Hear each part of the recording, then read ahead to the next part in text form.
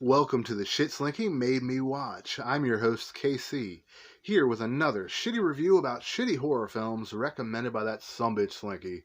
I'm here to talk to you about Ghoulies. It was released in 1985, and it should have stayed there.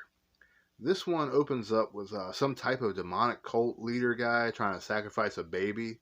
And his eyes are like glowing green, which is just look terrible. I can't stand CGI. But everything basically goes wrong because this lady puts a necklace onto the baby that somehow protects him. And then after all that goes on, we have this opening credit scene that's extremely long. I mean, like you could literally get up, go make you a sandwich, come back, and the credits would still be rolling. I don't mind when they put credits into the beginning of the film, if like they do something like how the Goonies did it, where like the movie is playing along and the names are just popping up. That's fine. But sitting here for 5-10 minutes long of opening credits and nothing's going on other than just music or whatever gets very boring. Well, after all this opening credits and everything is over with, this party's going on. This dude, he's trying to be smooth or whatever, and he walks up to this girl while he's getting a beer and whatever, and he's like, "All my friends call me Dick, and you can call me Dick." It wasn't really funny. It was pretty stupid. This entire movie was very stupid. Uh, but of course, that's why I have to watch the shit. Um, After this goes on or whatever, during the same party, this dude, he basically suggests they go and all have a seance in the basement. And nothing really happens while everybody's there, but once everyone leaves the room, this ugly little creature appears. This ghoulie. Later on, once again, this main character tries to summon something. This time it actually works, and all kinds of different looking ghoulies appear. One looks like this ugly ass like New York rat. One's like green, like the normal one that you would see in the like the poster in the toilet, where this movie should have went is down the fucking toilet. Oh damn! I guess it's time for the shit break. Now, if you don't know what the shit break is, this is where we allow you to get your thoughts or comments onto the show. All you have to do is comment on the discussion thread posted in our Facebook group, Horror After Midnight, to be able to get your thoughts onto the show.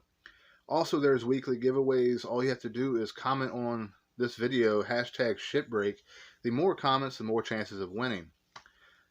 There's all kinds of cool prizes. I mean, movies, action figures, all kinds of stuff, all horror related. Sometimes even maybe like a shirt or something like that from the channel. All you have to do is comment hashtag shitbreak and you'll be entered for a chance to win. Now for the comments for this one, we had Aaron Poe.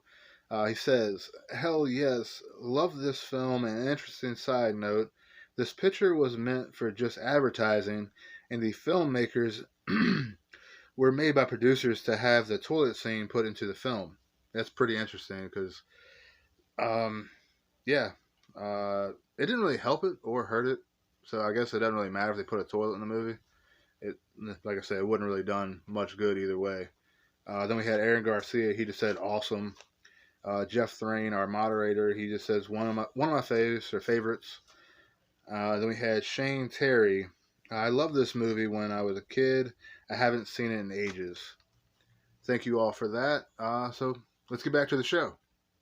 Then a little later on, he performs another seance. Basically, one seance after another after another. I'm not going to keep talking about seances because that's basically all it is. The entire movie is a bunch of seances with him trying to raise something up from, from hell or whatever. You don't really get any attacks or anything until like an hour. Yeah, about an hour into the movie by the time you get your first Ghoulies attack. But yeah, during another seance or whatever, instead of Ghoulies appearing, these two little people, like, not leprechauns, but like midget people. I don't know exactly what their point was and why they're there, but for some reason, he is now conjured up two little people that are like, basically like, serving him whatever he wants them to do. And then another seance, somehow he ends up bringing this guy back to life from the dead out of this grave. That's the original guy that was the old guy that used to own the house, the demonic leader dude. I don't know. It's a bunch of just confusion, a bunch of shit just thrown all together in a movie. Altogether, this whole movie was trash.